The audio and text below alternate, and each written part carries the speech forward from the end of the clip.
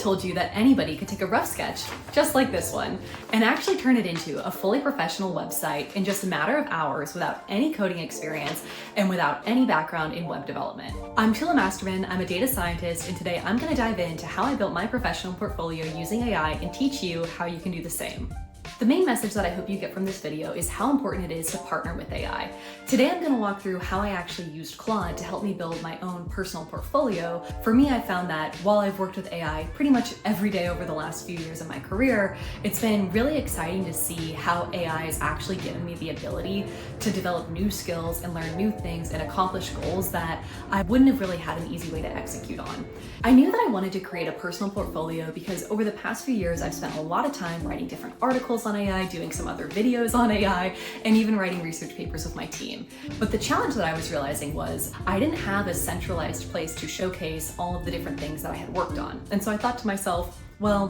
why not use AI to help me create my own personal portfolio? For this project, I decided to use Anthropic's Claude, specifically the Claude 3.7 model. I wanted to use Claude because it's definitely one of the best models as far as coding goes, and I had a feeling that I was going to end up needing to write some code for my website. So I broke this project down into 3 phases that I could use AI to partner with me on building the portfolio website. The first phase was around research, where I'd figure out the best tool to build my website in. The second phase is, of course, building the website, and then the third phase was the deployment phase. In the research phase, I had Claude analyze different website builders like Squarespace and Wix and Framer, and I had to compare those to static site generators. I didn't know much about static site generation, so first I asked Claude to explain what some of the leading static site generator options were, and it suggested Jekyll and Hugo. I did confirm this by doing my own research, but if you have any other thoughts or recommendations on which static site generators you've enjoyed working with, I would definitely love to hear that in the comments. Next, I had it do a more robust comparison of both the website builders and the static site generators, so I could get a sense of which would be the easiest to learn, which one was going to cost the most,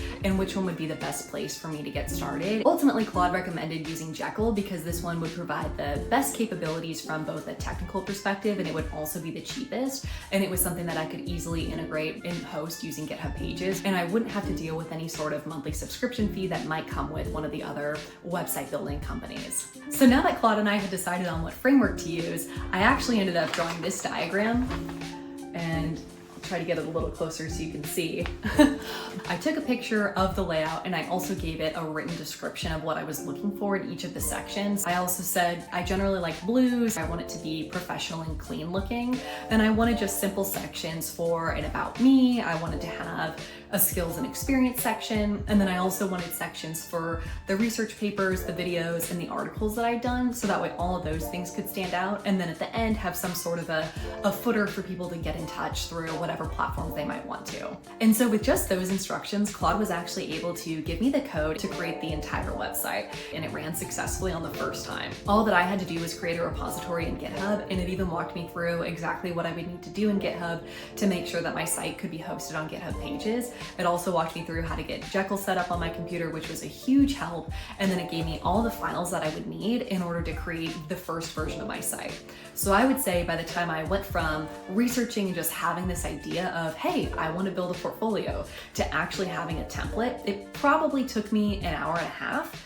And the only reason it even took that long is because I tend to ask a lot of questions because I really wanted to get a deeper understanding of exactly how everything worked. So once Claude gave me V1 of the template, it was really easy for me to plug in the other information that I needed. So I was able to grab my YouTube links and article links, and then within another half hour or so, I had a site that wasn't just a template, but actually had all of my content in it. From there, I worked with Claude on a couple of minor things to just make sure that things like the padding were the right size that I wanted. I had also noticed one minor issue with the size of the videos. They looked like they were much more square, even though YouTube videos show up as rectangles. And I gave a screenshot of the problem that I was seeing to Claude, and I wasn't even sure how to articulate the problem, but just giving the image to Claude and saying, hey, I think that this looks a little bit too much like a square when it should be rectangular, it gave me a great response back and it fixed the code. To me, I thought that was super impressive because it taught me something that I didn't know before about just the YouTube video ratios and how big those need to be. And then it also gave me the code and pinpointed me to exactly what I would need to change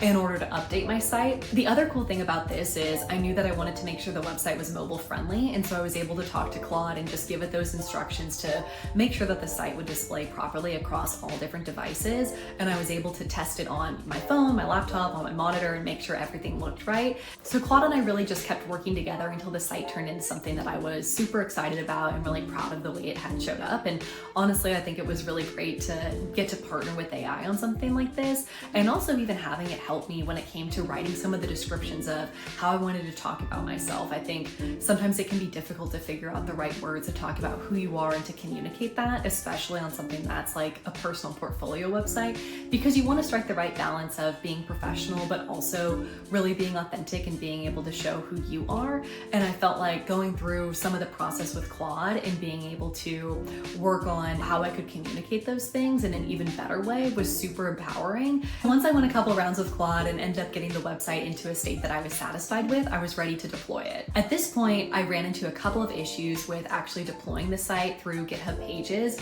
and I was able to give those errors to Claude and it was able to resolve them. It turned out that the version of Jekyll that I was using was ahead of what GitHub Pages would typically support, but Claude suggested writing just a custom GitHub action so that way we could deploy my site effectively. So once the site was deployed to GitHub Pages and I could validate that everything looked right and double check it on my phone and on my laptop, it was finally time for me to move everything to my own custom domain, toolamasterman.com, which I had purchased through GoDaddy. I explained this to Claude as well, and it walked me through the process and made it super seamless for me to quickly deploy my site to my custom domain. This project just reinforced how important it is to partner with AI. Something that would have taken me weeks to do before, I was now able to accomplish in a fraction of the time, and I had a great teacher along with me every step of the way to explain concepts or components that I didn't understand. If this approach to AI partnership resonated with you, then definitely hit the like button and subscribe to the channel, and I'll be back with more. Feel free to drop a comment below on how you're partnering with AI and what kind of challenges you want to take on, knowing that you have AI as a partner that can help you to achieve things outside of your comfort zone or outside of your knowledge. See you in the next one.